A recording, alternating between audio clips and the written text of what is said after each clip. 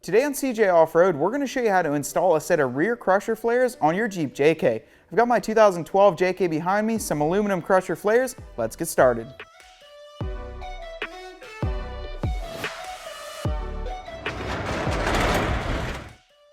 The first step of this installation is to obviously remove your rear fender flares. Since I did have Poison Spyder fenders installed here before, I already have the nutserts in the proper locations. If you look at the instructions that come with the kit, it shows you exactly where to put them, and it even includes the tool to do it. You can use that or one of the Astro tools, makes it super simple. We're going to get started by putting the flare on and getting some of the bolts on. After you have all the holes drilled out and the nutserts installed, you can go ahead and mock up your flare.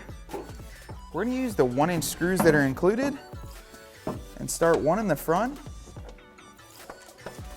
We started with one in the front here. We only snugged it up. We're going to go back and tighten them all down. Go ahead and do the same for the rear. That way the fender stays up there and you don't have to keep holding it. There is a bracket that goes in between here. We'll go ahead and grab that now and get that installed. Place the bracket in between the fender and the body. Put a button head bolt there through the top. Lock nut on the back. As you can see, the longer edge goes towards the front, and these are side specific. It's pretty easy to tell if you have the right one. The holes in the back won't line up. And if you're like me, you'll accidentally drill this out here and kind of cut that gap so you can't get a bolt through here unless you want to pinch it. I just found that these 3 hold. Does a pretty good job. We're going to get these tightened down with a 3/16 Allen key. Get those snugged up, then we can put the rest of the bolts through.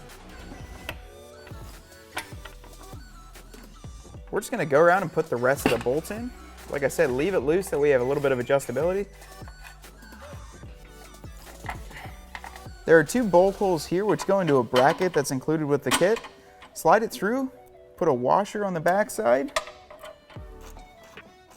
Once you have all your bolts tightened up, repeat the same process on the other side of the Jeep, and your installation is complete. We just finished up the install of the Poison Spyder rear aluminum crusher flares. They look really awesome, plus they're extremely durable. It took about 2 hours to do both sides, and you can find them here as well as many other great parts for your JK, cjponyparts.com.